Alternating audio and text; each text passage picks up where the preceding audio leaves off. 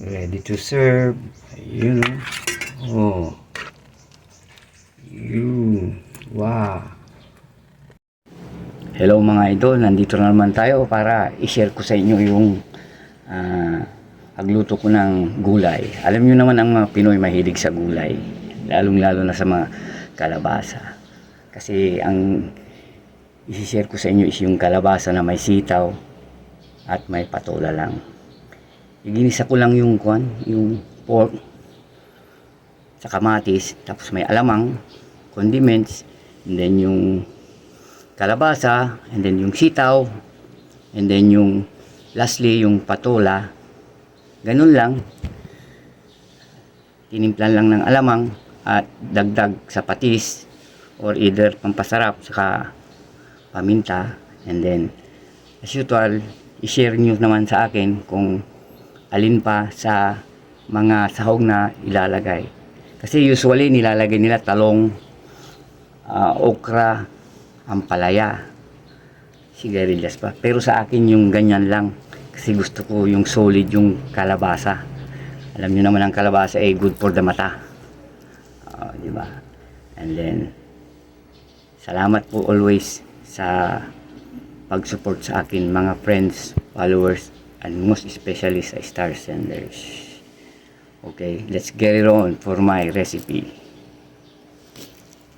Ng gulay natin, sitaw, bawang, sibuyas, alamang, kalabasa, patola, kamatis na kamahal-mahal, paminta, pampasarap, and then as needed na patis, and then as needed as oil, soup stock, yung pinaglagaan ko nito ng pork.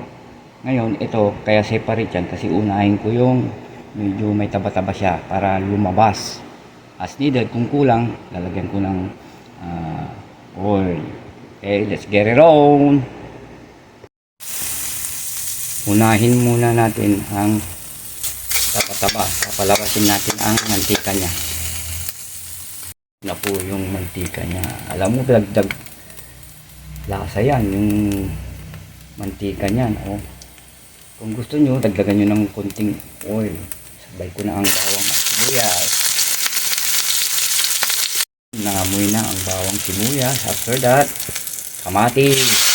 Isa natin maigi hanggang lumabas ang katas, and kailangan i-cover it.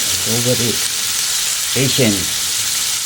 Binigisin natin yung kamatis. Sabay na lang natin yung excess na pork. Ayan. Cover it ulit.